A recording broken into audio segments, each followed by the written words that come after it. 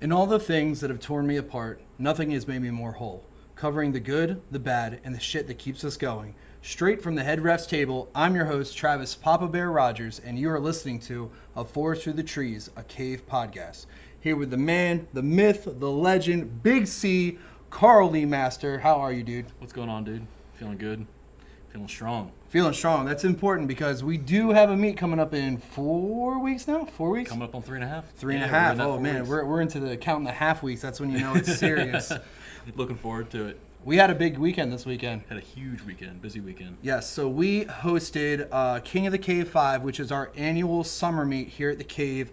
Had about two full flights, around 30 lifters, both drug tested and untested. Everyone being able to have the option of walking or taking the monolift. It was a very exciting meet. A lot of people competing on the team that both me and my wife coach for Team No Luck. And I just want to give them a shout out. DJ Seegers, Gus Burnett, Sean Washburn, Bo Roeder, Mary Zerby, Daniel Stivers, Caitlin Wilson, and Kevin. Well, should we count Kevin? He just joined the team. We can count Kevin. We can count Kevin. I'll throw Kevin a bone. He was in the team picture. He was in the team picture. He started with me on Sunday. Shout out to him for his very first meet ever, too. Yeah, crazy. And speaking of first meets, we kind of got that vibe from a lot of lifters. We had a lot of different experience levels this weekend, and now we're finally going to get to talk about that. So I think we really wanted to center this episode on that first meet and how we provide not only that experience, but what all first meets entails, maybe some first meet stories of our own. Was that my elbow? Holy shit. And just kind of hitting all that. The lowest score we had this weekend for our athletes was 6 for 9. So we did pretty solid. Yeah, that was pretty solid, especially for some ones that they were still newer to the sport. So speaking of that, when was your first meet? Well, we talked about it last time. First meet was the bench only. If we're talking about our first full power, that was only back in 23. It was No Luck, the one we had in 23. Was that still in the old room or this room? No, that was in this one, yeah. That was in this room, so we had moved stuff over to this room. I believe it was like the first one we had in this room. You might be right, yeah. That was a single ply, full power. Nothing too crazy happened that meet for me. I mean, it's the first full power, so I wasn't shooting for the stars on that one. And it was also your first full meet where you're used to having to switch into all methods and madness of wearing different gear in the same meet and jumping from, a squat suit to a bench shirt back to some suit to deadlift in, So it is a lot more when you have to constantly do the costume change. That was fun going from the bench shirt into the deadlift suit, and I was just like, I'm tired. I want to go get this over with and go home.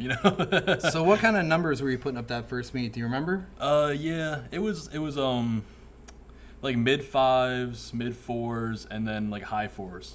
So that deadlift has really improved, though. It's been eluding you for a little bit, man. Never claimed to be a good deadlifter. I don't think a lot of people claim to be a deadlifter, and I think that we always laugh because that kind of syncs up with your traditional right, and equipment modes of multiply, right? It's like you got a big squat, a big bench, and you're like you just pull what you need to pull. I'll pull whatever I got to pull. Pull what you got. Get my total and walk. That's about it.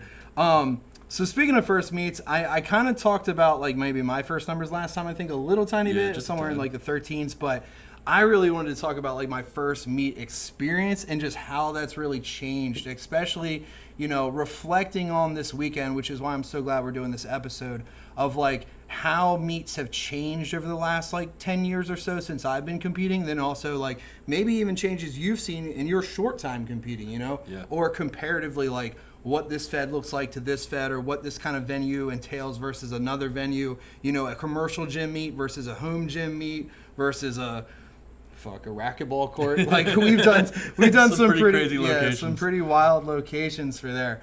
But I think my first big one, I talked a little bit about this. It was CrossFit Frederick, and we were actually on Oli bars with bumper plates. Hi, Corey.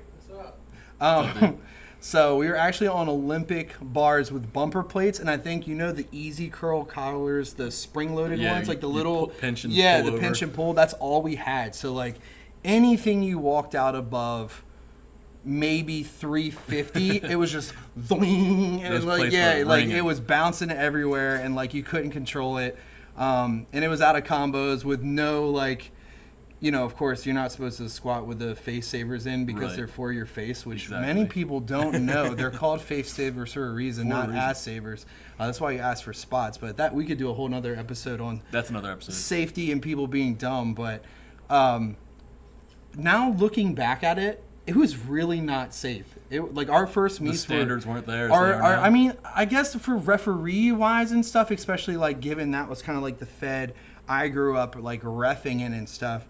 The standards were there, but I mean, I think collectively the idea changes as you become a meet director and you reflect on, okay, yeah, at the time when this was my first meet as a first-time lifter, like you're hype. Everything's fucking cool. Yeah, everything's cool. Like it doesn't matter if it's not safe. You're like, yeah, you're gung ho, you're nervous, you're there, you're I'm here. here to lift weights. You're here with everyone. And now as a meet director, your first meet, like directing, you look back at it and you're like, all right, like how could I have made that experience better for a lifter, especially given their first time if they are nervous or scared, which is, again, why I'm so glad we're doing this episode and reflecting on this weekend. Because I think, not to toot my own horn, but I think together with you, me, the rest of the Bear Cave staff, like we do a phenomenal job of taking care of the lifters and making sure the lifters are put first. Not to sound cocky, we do a good job. Yeah, I honestly, I would put this team up against pretty much all other teams, man. They do a solid job,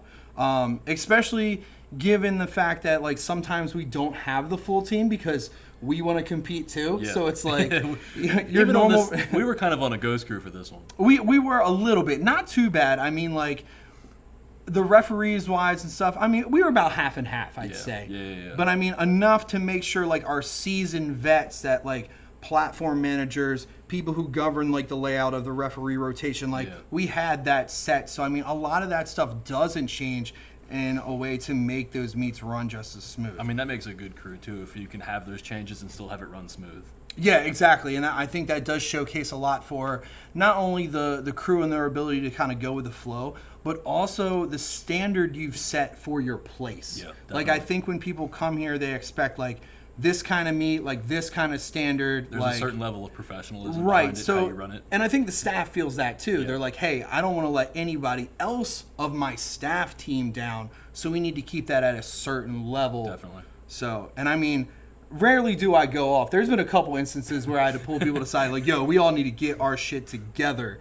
But I mean, most of the time, the lifters don't know otherwise, and that's how it should be. Unless it's a really big fuck up, and then you gotta be like, nip it in the ass. And as a meet director, you're managing the event, so you have to do some mandatorial, like... Yeah, you do. I mean, and I think that's... Yes, you want to make sure like the lifters aren't involved in that, but at the same time, I think it's also important to see when there are fuck-ups, like they're like, hey, my meet director is doing his job. He is fixing this pronto right now. You know what I mean? He's not going to let that fly. So I do think that's very important. But back to that first meet experience, man. Like the bouncy plates, all that kind of stuff. The warming up on the bumper plates for deadlift. I think we even benched on bumper plates. Like it was wild. I mean, it was a CrossFit box. So, I mean, that itself kind of made the experience a little different. But I'm sure like a lot of people could relate that their first experiences do go to bigger commercial places, do go to CrossFit boxes, place where... That's the equipment that they have. Right, that. And it's like on a meet director's facet, like you're looking for places, number one, that can hold the volume of people. Yep. And boxes and stuff like that are generally it. You know what I mean? They're going to have a locker room. They're going to have bathrooms. They're going to have big open space. So if you need to throw chairs, floors, platforms, like you got it. Right. So your first meet, did they have... Were you on Lifting Cast yet? Or not? Lifting Cast, when they could do the loadout on your phone of the flights. Was that your first meet? We had Lifting Cast, right? Because USPA we still had. Yes. I would have to print them out and stick them to the wall. And even the RPS ones we still do when you and me go do in gear. We're still like, it's 30 people staring at a wall, like climbing over each other to try to get a photo of the lineup to see where they're at in the flight. Yeah. First one had Lifting Cast. Okay. So most people have Lifting Class and Lifting Cast. And here, I think we do a really good job of putting out like all the TVs in every room. So even if you're not tracking from your phone, your coach can always see like where their lifter is at the lineup. We got 5 TVs around here. We do have 5 TVs. Any room you're in, you have a pretty visible eyesight on where you're at. You have to try actively pretty hard to not know what's going on. You gotta be pretty clueless. Yeah. You gotta be basically wandering around with your ears and eyes closed. Yeah. Like, it's pretty bad. But I know your first, I mean, you were in single ply, but still, your first meet numbers were way bigger than mine. But I also think, like, powerlifting wise, even though you were on and off, and we talked a little bit about that last episode, your numbers were bigger for longer before you did a first meet. Yeah, I suppose so. I believe it was like a mid 14s total. So as comparing like my first full power to yours, it was only 100 pounds more, and I was in equipment. And people know that, you know, usually the equipment numbers run higher than the raw numbers.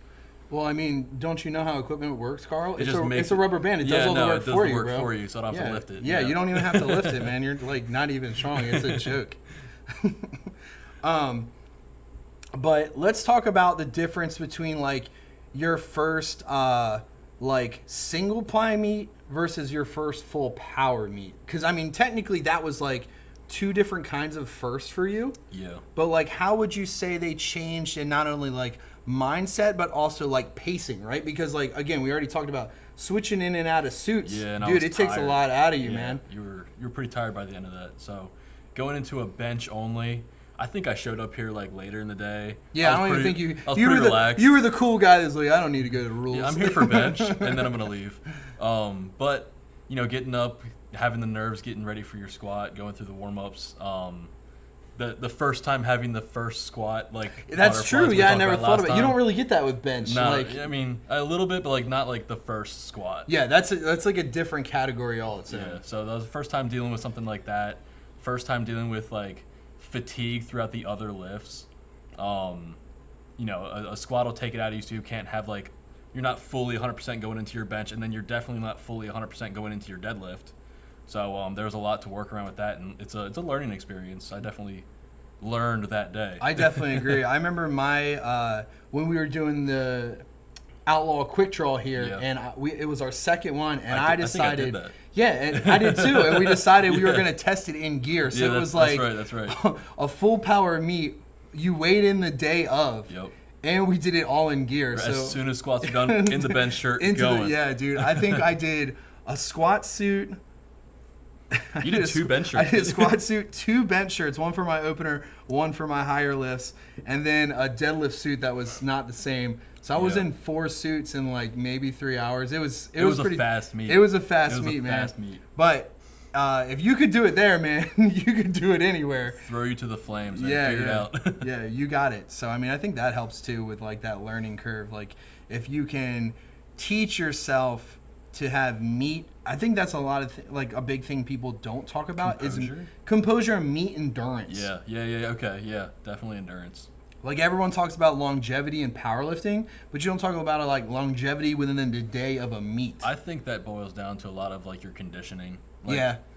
You got to be a pretty fit person, like conditioned person, to go through a whole powerlifting meet. Yeah.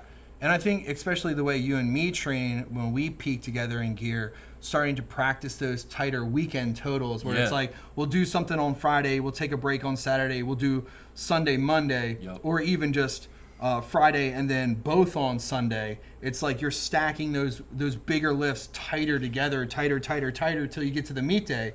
And it's tough, but it teaches you a lot. Yeah, I definitely felt that when I was taking this Sunday. I put up a squat and I immediately went up to an opener bench, and it was definitely something different that I hadn't trained in maybe like 2 months, 3 months. So you're like, this is not as fun as I remember.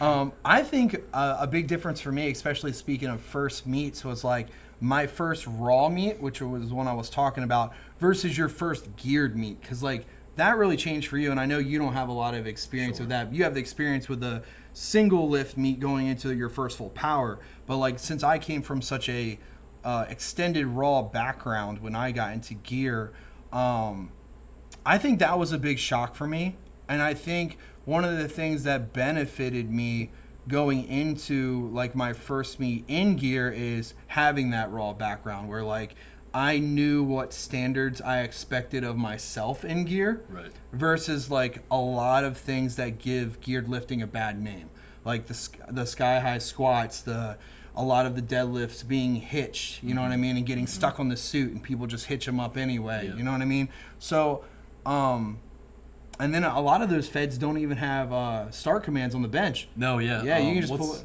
AP? Is it AP? I don't know. I don't want to misspeak on No, feds. me neither. Yeah. It might be. I'm not sure. I'm not Yeah, but one of them doesn't even have a start command, so you can just pull it out and go, and they'll tell you to press. But I mean, it's a little more dicey with that. So I mean, I think we've really practiced commands the way we would a raw meet. Yeah. But I mean, a lot has changed over the last 10 years.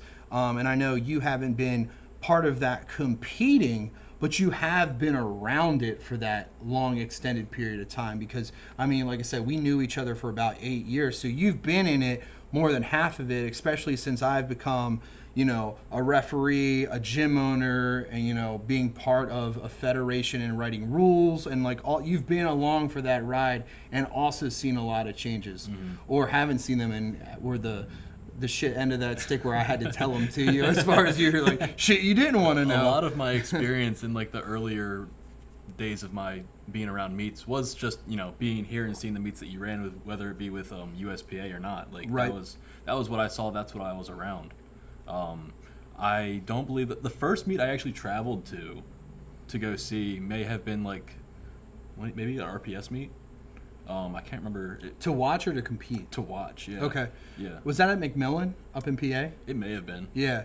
I think that's actually, now that you brought that up, I think that's super important to talk about. Like, when we say first meet, like, everyone thinks of, like, your first meet ever. Yeah, yeah. But, like, your first meet, like, traveling an extended period of time, or your first meet doing that with a weight cut if, you know, your numbers are eligible for, like, a world record or a top 10 or something that you're trying to lock down. Or for an invite for dots, you know what I mean? I mean, shit. Even saying dots right now, I remember it wasn't dots. It wasn't dots. It was Wilkes for the longest time, and I still think in gear they used what, gloss. They used gloss and yeah, a lot gloss. of the Yeah, equip feds. But I mean, even that's changed so much over the last 10 years, because when I was coming up and I was like really watching a lot of like quote unquote influencers, but people I admired lifting, you know, untested raw with wraps was the thing to do, and that's when you had, you know, the Showdown, the Kern US Open, what was the big one in Cali? Dan Green used to always do it. Was that not the Kern? I thought that was the Kern. No, that was, I mean, Kern was in Cali, but then they had another one. I feel so stupid. I'm forgetting the name right now. I watch it. It'll dawn on me like halfway through this episode. We'll just bring it back. Yeah, I just have to yell it out in a minute. But that was like the shit. That was what you watched. That's what you, like, when those first live streams came out, like that's what you were looking forward to watching. But I mean, a lot of that has gone away over the last 10 years. Now everyone, especially the younger generation, whether, and this has always surprised me, whether or not it's their first meet or their fifth meet, like if it doesn't say DT in front of it, like they don't want to do it. Yeah, it's scratch it off. And I've talked to a lot of meet directors like across the country. I'm friends with like quite a variety of people in different regions, and we've all seen the decline of lifters signing up for untested meets. And I mean, it's no secret that untested lifting is far more unpopular nowadays and on the decline. But even for people hosting, you know, chances for lifters to have their first meet experience and leaving it untested so that way everyone has a chance to compete, a lot of people still knock that and won't do it.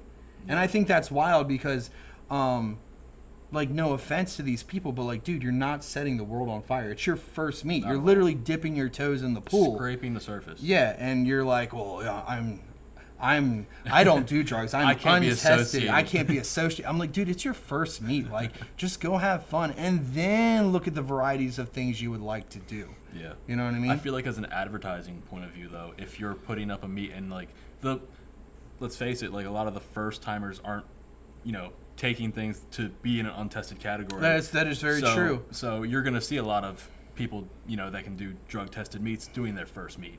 Right, and that is kind of a double-edged sword. I think that's especially true for meet directors, right? Yeah. Because, I mean, you've seen me talk to you about a lot of, like, changes that have gone on and, like, how to approach this. How do you bring more revenue back to the gym? How to bring more revenue back to the sport? And that's a hard thing to do, man. There's never a simple, correct answer.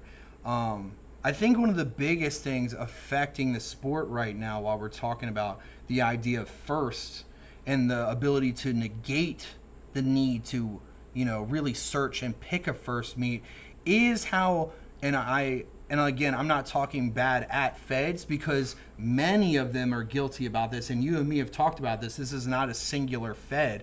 A lot of them, in order to pull these lifters in, have either greatly lowered the standards for requirements to get into a national or regionals meet, or completely done away with it at all. Just scratch the idea. Right. So, there's no incentive for someone to do their first meet at the cave. There's no incentive to do a local meet 1 to 2 hours away, right? They can say, well, if I train hard enough, I can just go straight to regionals. I can just go straight to nationals. Do you know what the requirements were for the big invitationals back in 2018, 2019? So back in the day, so I actually did an article on this. I think it was my last Elite FTS article I published called The Powerlifting Pond. And I actually had to go back and look at my open powerlifting and convert the dots to Wilks, because back then it still was Wilks. So I was like, okay, so if this is my dots back then, what was the equivalent of Wilks then now? Right. And so it still ended up being the higher qualifications were around the 500 dots. Okay. Which we've even seen has been lowered in the last couple of years. I mean, even at some regionals, what is it, a 400 maybe, or a 420 to get to? I think that's being generous. I think it's lower than that now. It might be.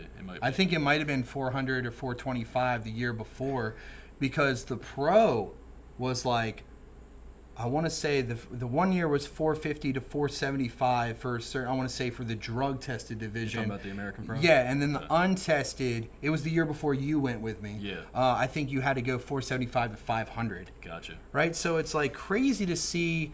We're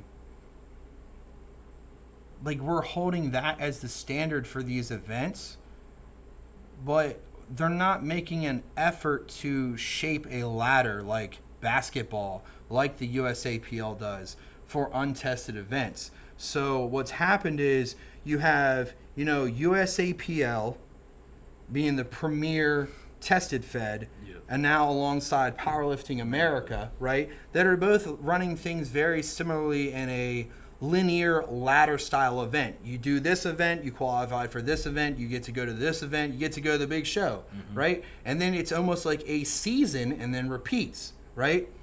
With the untested side, where we really broke it was not only getting away with the requirements and doing away with that, but now we have random pop-up big money meets that don't really share a calendar with what the rest of the sport is doing. Yeah. So that'll be well, here's states, well, here's a local meet, well, here's nationals, and here's this giant money meet, and everyone's like, well, fuck, why would I go to nationals? I'm not going to waste my time doing this when I can go win some money over here. Exactly, right? So then you start having all your divisions of top, higher end athletes splitting up and making it harder for us to say, hey, how can we make this more uniform? How can we get the best of the best? And that only hurts the actual meet itself, because then you don't have these higher tier athletes competing against each other in the same meet. They're all split up. And exactly. So it's hard to tell because you're not all competing under not only literally the same roof, but literally the roof of standards. Yeah. You know what I mean?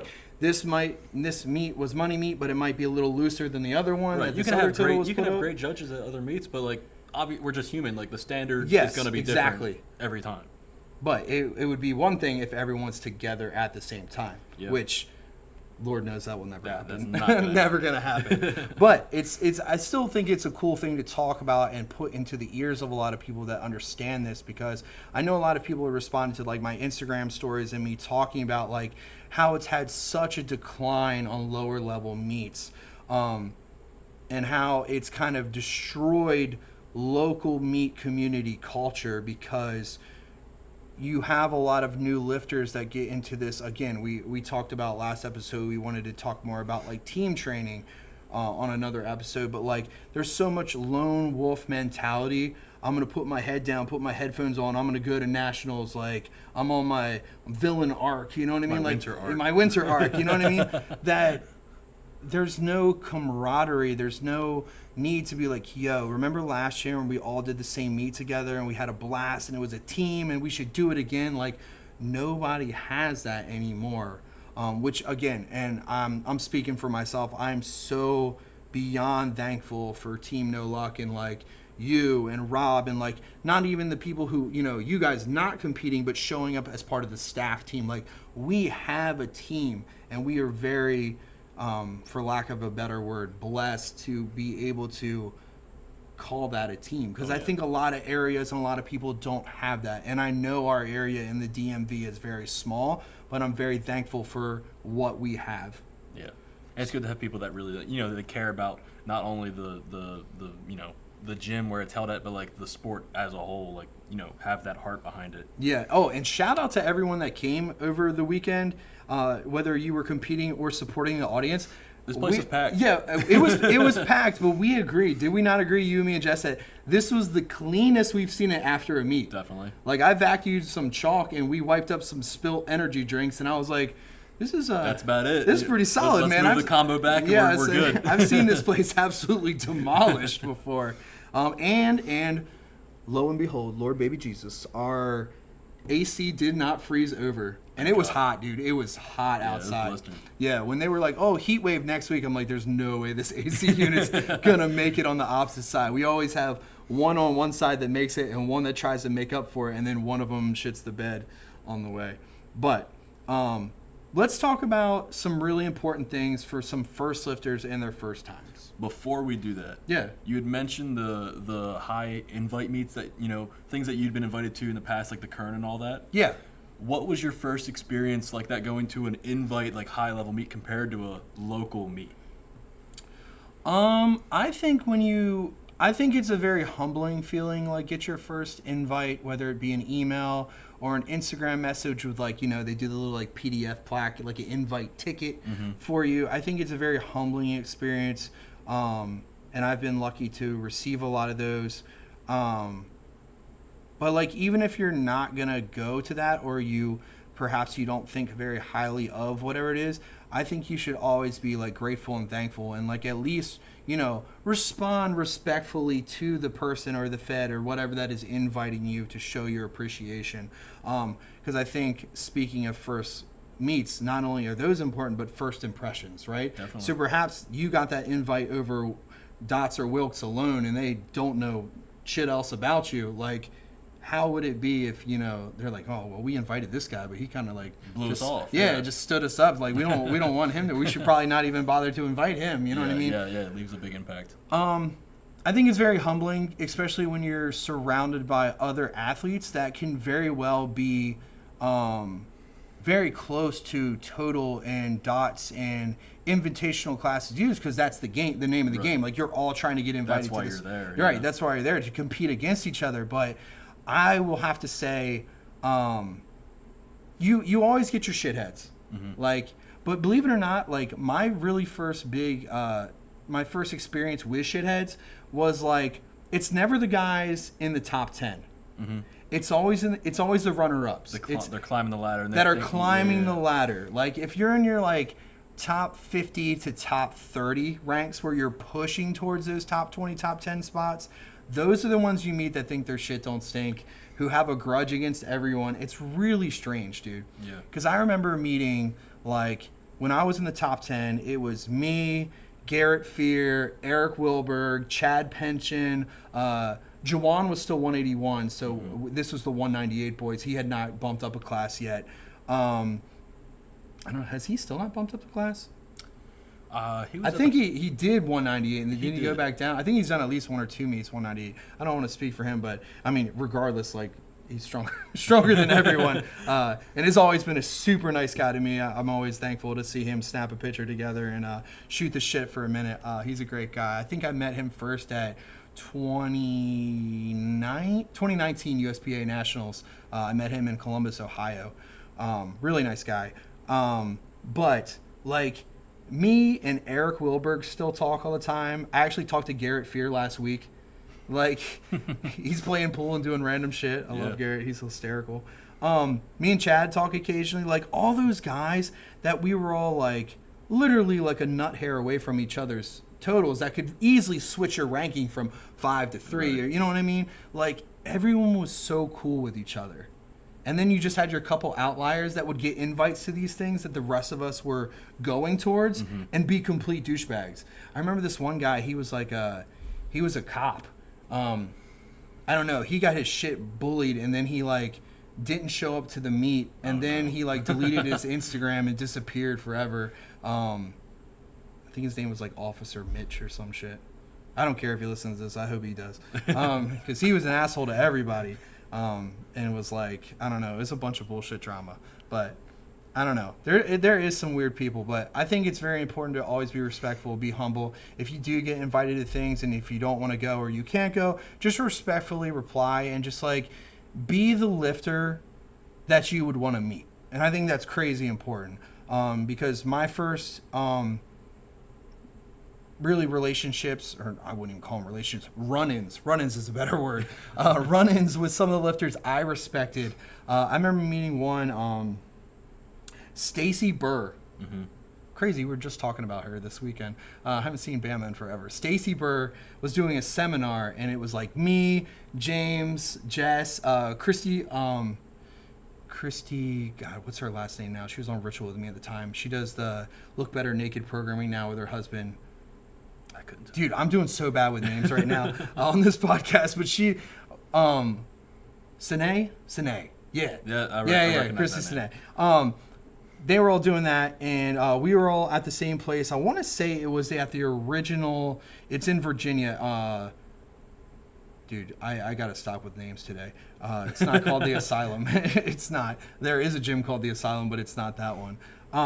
But they had a seminar there, and we did Stacy's seminar, and we all got to hang out. She was coaching James at the time, and so we all, lifted together, hang out, shot the shit. I was kind of like started getting my foot into the door of like coaching around then, and I remember I was also passing out Zone.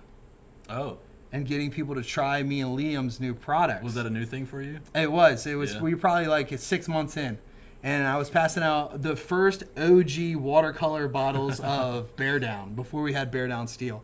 And I was passing it out, and this guy like kind of like blew me off, and then later on came and asked me for a spot, and then like his bench didn't go the way he wanted, and he had a complete attitude with me, was a dick, and then just like I'd give him this product, and he just like left it like there and like didn't even take the product. And then his girlfriend was like a complete bitch to Jess, and it just, I had watched him on Instagram for so long, and it just completely and it skewed just your like opinion on it skewed my opinion of like, fuck, like, is this what it's like? You don't like, know someone until you see until you know someone, or like you meet them. Yeah. And I was like, I think for that day onward, I was like, man, I never like and at the time, like, and I'm still a nobody now, but like back then I was really nobody, and I was like, man, even if there's a couple people that watch me on Instagram or look up to me, like, I never want to be that dude. Like, I never want someone to come to the cave and be like, I met Travis.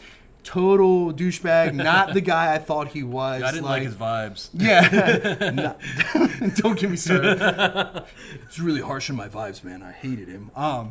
But I just never wanted to be that for somebody, and I was very disappointed. And then after that, it kind of pushed me in the opposite direction. I was like, okay, well, if that was my first experience with someone, I want to make sure their first experience with me is never like that. Yeah, that's a good position to hold. Yeah. What was the I don't know, what was the environment of the warm-up rooms like compared to like your first like local meet compared to one of the a lot roomier. A lot roomier. Most of the time, a lot roomier, man. Like, and they have to be, because you have such an entourage. You know, you have more high-level athletes, you have more high-level coaches. Most of them are needing more spots than your average first-timer warming I take up. it you weren't using those squeezing clips? We were not using the squeezing clips. I had my life had instantly upgraded to the non-squeeze collars. Yeah, we were not using spring collars. Might even had lockjaws, but I don't want to brag. Maybe magnets. That would be like the highest class. That would be I think the highest. magnets were just like really becoming a thing back there, where you would stick them to the bar and you'd be like, "That's the shit right there." I don't even know how this works. Yeah, I mean, you watch me forget magnet collars on stuff. Put them on the mono and not find them for a week. And then we look in the box, we're like, we got like 3 collars in Three here. It's not collars, even an even everything's number. stuck. Yeah, they're all upside down, stuck to face savers and all kinds of shit. But it's definitely different. It's a humbling experience. I think it does bring back some of those first time fears and nervousness just because it's your first time in a bigger event ladder. It's your first time in a bigger setting. Do you feel like you have to show I'm worthy to be here? Like I have to put on I think there is definitely an expectation with that. And then also I think especially then, it was like your first experience with live stream too. Like I feel like everything's live stream nowadays, but like back then it was few and far between. You know what I mean? Like people were like purchasing like super shitty like online tickets to watch like a half-ass YouTube live stream. Like it wasn't cracked up like it is now, but like that was your first experience where you're like, well, it's not just my friends filming me for an Instagram recap. Like I'm on TV. You're open to the world. Like people are watching me fuck up in real time. Yeah. And but, you will hear about it if you do. Yeah. You get dogged on the internet, especially the live comments, man. It's terrible. But I want to make sure we keep moving because I don't want to run out of time. So I did bring one of these. This is a blank lifter card. If you're listening, I'm just flipping over each side. And your referee, when you come to registration and weigh-ins, is going to help fill this out, ask you questions, and you are not allowed to touch this card. Only referees are allowed to touch this card, and they make that very stated in the rule book and for your staff. So the first thing you need to do, of course, when you come in is have an accoutrement of all the things you need to bring with you. But the first thing they're usually going to ask you for is your state ID and, of course, your paid membership. Right, so you need to have that via email, print it out, something pulled up, your active membership that shows you're good for the Fed. The next thing you need to have is all your equipment you're wearing on the platform. This includes your clothes. Okay, so there's so many people, they'll walk in with like their registration and the state ID, and I'm like, dude, you're killing it right now. You already had those out for me in line for me. And then I noticed they don't have a bag with them. And I'm Where's like, your bag? Are you checking stuff in today or no? I had to bring that. I'm like, dude, it's only been in like the last 8-week emails. Like it's been going out all the time. So usually the things they always require for you to start with are going to be your t-shirt. And you got to check with your Fed depending on the type of fabric allowed and percentage of spandex. Usually if it's like an Under Armour-y, like that silky material, like second skin type stuff, like the heat, what do they call it? Heat wear or cool wear, something like wear. Yeah, something like that, depending on the company. Those are usually not allowed. So usually it's a blend, but 100% cotton is always your best bet to go with. Me personally, I also think, especially gear lifting, I think your 100% cotton always sticks to the bar better. Oh, like, for sure. If you got Definitely. If you got a Gildan beefy tee, like bro, it grabs the bar better. It's not as slick and it holds chalk better too. Yeah. I think, in my opinion. But so t-shirt, singlet. Usually for your singlet, depending on how strict the Fed is, you got to flip it front and back, make sure there's no profanities on it, all that stuff. You can't like flip up your straps and all of a sudden it says like "fuck you" in front of the referee for your head ref, especially on a live stream. Not a great. Yeah, a lot of they wouldn't like that, you know. Yeah, not a great look. Deadlift socks, and you'll hear me constantly ask this lifters, even if they pull out a deadlift socks or they bought deadlift socks that are literally said deadlift socks.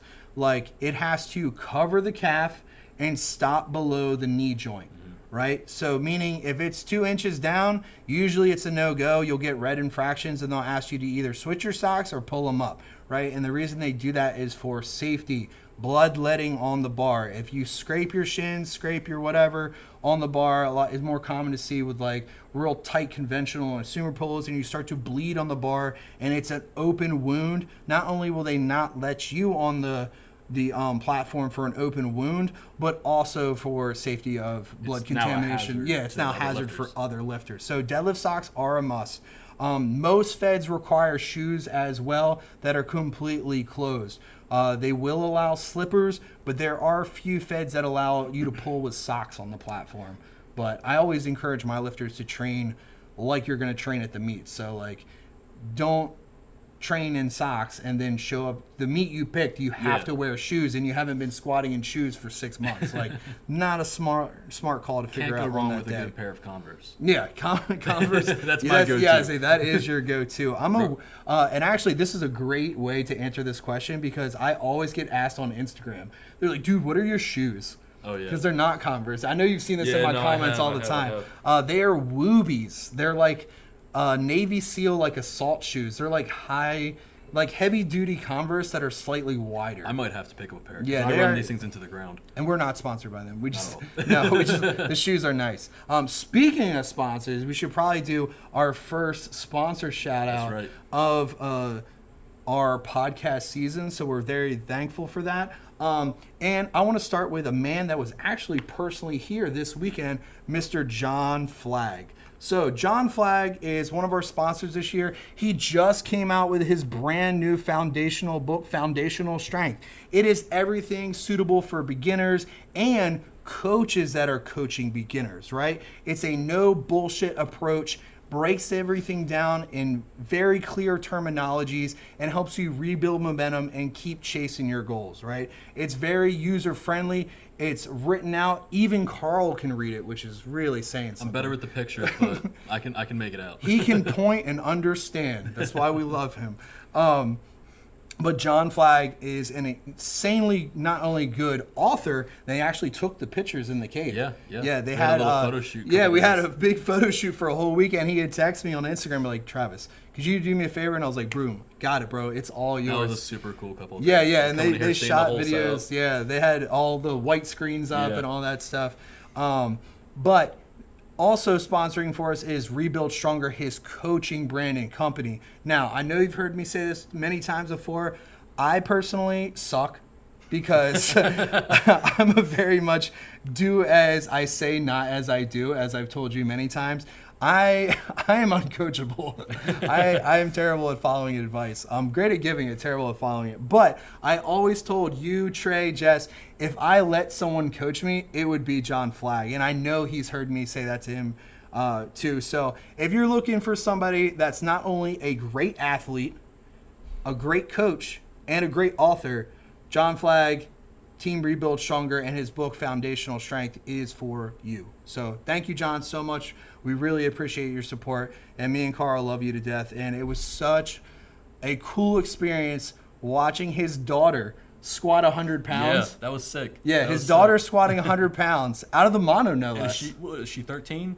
12 or 13. Yeah, 12 or 13. She was our youngest lifter here. Yeah, and cool. then the flight later, watching Dad walk out and squat 850. It was pretty badass. The only thing I liked more than that was watching him drop his last deadlift. yeah. John got a little excited. He was definitely a little too excited. He threw that thing to the floor. He puts on a show, though. He did put on a show. Athlete. He's a great dude. Love John Flagg to death. Can't say more positive things about the man. And he is probably the only lifter that I can continually bullshit with, literally seconds until he goes under the bar. Yeah. Like, we will literally fuck with each other while we're in the line, and they're loading 800 plus pounds, and he's messing with me. Just goofing off. Yeah, he's a great time. So thank you again. Thank you so much, John. Now, back to what we were talking about as far as where we're getting into with other things that got to be checked, right? So we covered your basic t-shirt apparel needs, but now we get into some optional items, and not everyone's going to have these, but if you are using them on the platform, it's also very important to read and check your rule book. And I don't know how many times I'll say that, and nobody will do it. No one's going to do it. No one's going to do it. Doesn't matter how much you preach on it. It does not. But that's why we're trying to even put it on podcast, so you can visually see us talk about it and possibly listen to it. All you got to do is sit there and listen. Yeah, now you don't even have to read. You just listen to us tell you what to bring. Makes it good for me because I hate reading. Yeah. You hate reading? Yeah, kind of like you're the writer, I'm the guy who I feel like you lie to me when I'm like, did you like my new article? And you're like, Well, okay, You pointed at the two pictures that were in it. That's right. You're like, it's good. But the optional items, you're looking at your normal standard things like your belt, which is, depending on the Fed, you have to check whether Velcro is allowed or not. Like if you're using and I hate to say it this way, but a cheaper end belt, you know what I mean? Yeah. Not one like a custom from Pioneer or that's something. Not even taking a jab at it. Like, no, the it's just usually are cheaper than the Yeah. I mean, it's just a matter of fact, because then you're looking at ones when you get into Pioneer, like different thicknesses of leather, how they're cured, all the bedazzlements and all that stuff. All the customizations, if you like. All the cool stuff. But then, of course, your wrist wraps, which can either be 24s or 36. Some Feds allow shorter, like the 18 to 12. Knee sleeves, usually 7 millimeter is it. Anything heavier than that, they will make you move up to division, right? Just like if you're in most divisions in single ply only allow you 2.5 meter wraps, and then once you graduate into multiply, they will allow you 3 meter wraps. But knee wraps, knee sleeves, elbow sleeves that are usually in a Fed, generally allowed on only the squat or deadlift, because on bench, obviously, it would be considered aiding a load-bearing joint. Now, even things like headbands, you got to have those if you want to wear them to keep your hair back, but even those have specific measurements on them for them to be allowed. I did not know that. Yeah, you have to check in your rule book. That's why it's important to read your rule book. So if you want to wear the cool stuff like headbands, you got to check your rule book. And this will probably lead to a funny story or two. Legless underwear. Oh, yeah. So when we say legless, this means bikini style, tighty whities, the women, like your normal underwear briefs. Anything less than that, such as jock straps for the guys, thongs for the girls, like you can do that. But for That's the totally your choice. yeah, it's your choice. Or you can go commando, and you have to be asked that by referees at check-in. So the more awkward you make it, the harder it is on your referees. Man, commando and briefs sounds like a Yeah, horrible dude, idea. that sounds like a literal fire waiting to start That's happening. a nightmare. Yeah, that's like sandpaper. Nah, dude, No. I'm not chancing that. But I'm sure there's someone who does it, though. I'm sure 100%. I think that's pretty much everything as far as that. So all your equipment that you're going to be wearing, and even if you're wearing multiple pairs of shoes, like bring all your shoes, especially if you're doing like lifters for one event and then like normal shoes for the other two events. Like make sure you're bringing those things. Other things that are going to be included when you first come to the meet are going to be your rack heights and safety levels. Those can usually be asked at the beginning of the meet before you get into registrations, and they'll put it on a list. Or once you're done weigh-ins, they'll have you do it last. But usually it's at the very beginning or the very end of registration. Deadlift only, obviously, you're going to skip that step. But make sure your biggest thing, too, is when you come to a meet, you need to have your opening attempts selected. Referees cannot aid or help you with that. So if you're like, kind of get close to me at the referees table and you're like, hey, man, so I benched like 315 like 2 weeks ago. You think this is cool? Like, they cannot help you with that. So you need to come prepared as far as the attempts and jumps you're going to make, either with your coach and have them made out into kilos for the most Depending part. on the fed. Depending on the fed, but most... Figure out if they're using Yeah. pounds or kilos first. Most feds are going to be kilos. Yeah. There are a couple RPS meets I've done that are the calibrated Rogue like Yep. pound plates, and they'll do that. But and the last really big thing that you need to know is if you are a junior lifter, if you are a minor, you must be accompanied to weigh-ins by a parent. This is a non-negotiable, right? Because when you weigh in order to protect everyone's safety, the referee, the assisting referee, mom or dad, and you all have to sign off on the weight card to make it legal and make it okay. So please make sure, and I send that in every email, if you're a minor, you must be accompanied by mom or dad or your legal guardian to the event to make sure that is all on the up and up. I think that covered pretty much all the stuff you'd need to bring. Yeah, I think so. And I mean, just to sum it up, just be prepared, and anything you plan on wearing on the platform, bring with you to check in. Yeah. If you're wondering about it, bring it. Yep. Simple as that. Because if not, they're going to send you away and tell you that they can't sign off on your name and initial your card until you check in all the gear. Some of them might even have you bring gear back either to the later weigh-in session if you're in the morning session, or come to the head refs table first thing during the meet the next day. Let's talk about attempt selections. I think that's Sure. really important for the first Sure. thing because we're kind of winding down a little bit. Kind of, touched on it just there a little Yeah. bit. So I think one of the things I've taught you especially is, and I know you've heard me talk to athletes about this, when you're picking attempts, you always want to think about your openers as your ticket in the door. It's your golden ticket. It's your ticket to the event. It's what gets you in the meet, and you're good to go, right? It should never be anything hard. I think one of the things we used to say was like, you had to be sick, drunk, and on one leg, and you could still basically do it, right? Yeah. Like, you want to have it locked down 100%. It should be a zero effort struggle, even if you're nervous. So, like, I really think, especially for first time lifters, when you don't have that experience with that first meet squat, like, that needs to be a priority.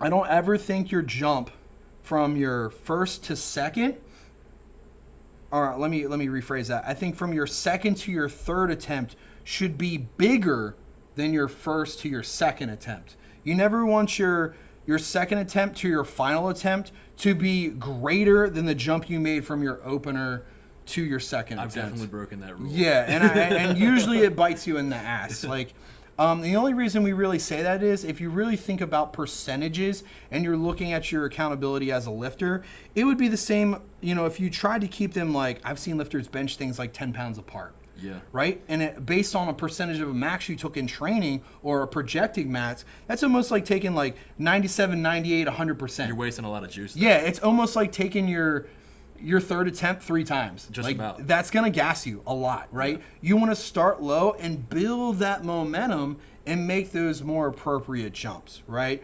So let's say the goal was to bench 270, or not 270, 315, okay, right? Or 314 if we're going kilos, right? I would probably ballpark it at like 2 reds, so you're looking at like 264, somewhere into like the higher 290s, maybe like right below. Yeah, like right below that, because what's the next jump? 303? Yeah, so right below those 300 jumps, and then make your way into like the 314 range, right? Because that's almost cutting it in half. Yeah. So you're making almost like a 30-pound jump, and then halving it into like a 15-ish pound jump, right? So I like to operate, just me personally, rule of halves seem to work out pretty well as far as those jumps make. And I think I actually went way more in depth with that in an article I did versus kind of how we're talking about on here. But I definitely think the big takeaway from that is you need to make progressive, slower jumps and not stack everything right next to each other. You don't want to, if the goal is 315, you don't want to take 295, 305, 315, right? You're going to be burnt out because that's almost taking, your 98 percentage range 3 different times. Multiple like you're going to times, be burnt out. Yeah. I would say that's a lot harder in equipped when you get to the bench. You want to have a really good range in that bench shirt. So it kind of like, it's harder to work that range. You have to kind of take it in a different idea. And it's more common even and we actually saw John do that this weekend. Take a raw bench. I had never seen that before. Yeah, So it's like the same. Speaks to how new I am in this. I'm like, whoa, what the hell's going on? So because I had a couple, they're like, isn't he competing in single ply? I'm like, yeah, he's making sure he gets an attempt in. Yeah. Right? Because smart guy. Yeah, he had it. Yeah, it's almost like he wrote a book. Right. He had a shirt that he was not as comfortable in, which he openly told me. And so he was going to make an attempt at a raw lift that he knew he could get, and it was still huge, dude. It was like very big 475. It was probably heavier than that. I think it was a 5. Was it a 5? I think it was 5. No. I don't know. I thought Tony had the biggest bench of 490. He may have. Might have been 475. I don't know. If it's not, I'm sorry, John. We're not doing you justice. But Tony definitely benched like 490 something. It was crazy. But took a raw bench, then switched into a shirt in case things went wrong so he wouldn't bomb out of the meet. And I think that's a really safe thing to do. And you've watched me do that with shirts I'm more familiar in. Like, yep. I'll take my opener in a practice shirt that I'm going to touch right off the bat, and then jump to a harder to use shirt in case things go wrong. Yeah, something pretty gnarly you can really. So that way you don't bomb out on bench, because it's much more frequent to see people bomb out on bench in a equipped meet than it is a raw. Even in raw though, the third bench is the most missed percentage. Of lifts. 100%. Bench is usually where people screw up, but more so in equipped just because there's more variables. It's way better to say, man, I wish I went 5 pounds more than, damn, I wish I went 5 pounds less. And I think that's a great motto to remember, especially when it comes to bench. Bench is that one, man. But yeah, man, I think if we're looking at weigh-ins and stuff, I think we had time for a funny story. Yeah, I'm sure you got some. Yeah, so I think one of my favorite ones is we were at Power Build. Mm-hmm. And this was... Is this King of Prussia? Yeah, this might have been this was the very first meet at King of Prussia. It was me, Zach Myers, Phil Herndon. There was a bunch of bigger lifters there at the time. Yeah, there was a bunch of bigger and I was in there with them, and I was lifting raw and sleeves at the time. And actually, I had just hurt my calf because I had been prepping raw. Oh yeah. Yeah, and so I went in sleeves, and we had just had time enough to put me in sleeves for a practice opener, and that was it. And they were just like, well, fuck it, we'll see what happens. And I think that total actually going top 10 by accident because I was like, I didn't know what would happen because I didn't squat just in sleeves in so long. But I remember getting there, and this is where Matt really started messing with me, my business partner. So we're waiting for, it was Bobby was running actually, Bolin. Oh, was it? Yeah, it was his power bill meet. So I remember we're waiting to weigh in. And this is when works in perfectly with this podcast, because this is when they were printing sheets. Because I remember me and Matt and AJ were all staring at the wall trying to find my name on all these sheets. And we hear this voice behind me, and it's this guy we hadn't met before, and with his brother. Mm-hmm. And he's like, he was foreign. And he was like, I have watched you. You are the great Papa Bear. And I saw Matt's ear, like, dude, he lit up. Like, and I was like, fuck, this is never going to go away. No. So, like, the kid talked to me. He, like, shook my hand. I was like, oh, that's very kind of you. Like, that's so cool. I can't wait to compete with you tomorrow. And then as soon as he walked away, Matt is like, oh, I did not know I was in the presence of the great Papa Bear. And then this went on for years, dude. So I was, like, he would always bring this, like, accent. It was very poorly done. It doesn't represent what culture and accent the guy actually had. But me and Matt's accents aren't very, very good. No. But he nonstop made fun of us for that. And this same guy came back, like, 2 years later at a meet with Jess. And lo and behold, we were doing underwear check-ins. Yeah. And Jess is doing his registration, and I'm probably like 2 tables over. And so she asked him, is he going underwear or commando? Zero hesitation. Just straight drops trowel in front of her. Now she's sitting at this table, and it's about eye level, like with his waist. Right. Just straight drops trowel, and it's like, I'm wearing these. And she said his underwear was literally like an olive green color, and it literally was like a pickle. And so I was like, dude, did you just get like pickled at the meet? And she was like, he looked at me and said, it's okay, I'm a doctor. Oh, that makes it fine. Yeah, that makes it fine. Yeah, I was like, and that's what I said to her. I was like, oh, you're good. And she was like, you're an idiot.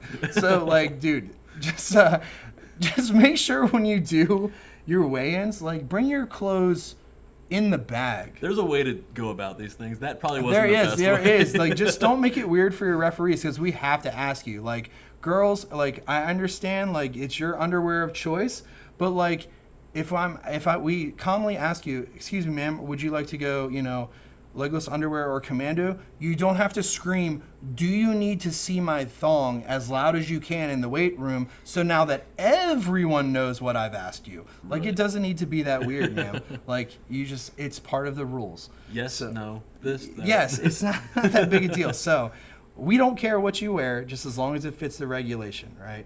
So make sure you bring that in a bag and not physically on you already. Don't go stripping in the middle of the facility. We don't want you to strip in the middle of the facility while other lifters are trying to also weigh in and be comfortable. But that being said, we're going to start wrapping up here a little bit. Now, I did say we talked a little bit about Zone earlier today, but shout out to Liam for our second sponsor this year for the podcast. Liam, I've worked with him for many years. A lot of people know our products. All different flavors of Zone, but most popular are Bear Down Steel, which is in our steel canisters. Liam has been doing stuff for the sport for years and years and years, both powerlifting and strongman, always giving back to the community. He has sponsored such events as the American Pro. They do one of the bigger strongman corporations out in Canada, because the company does originate from Canada.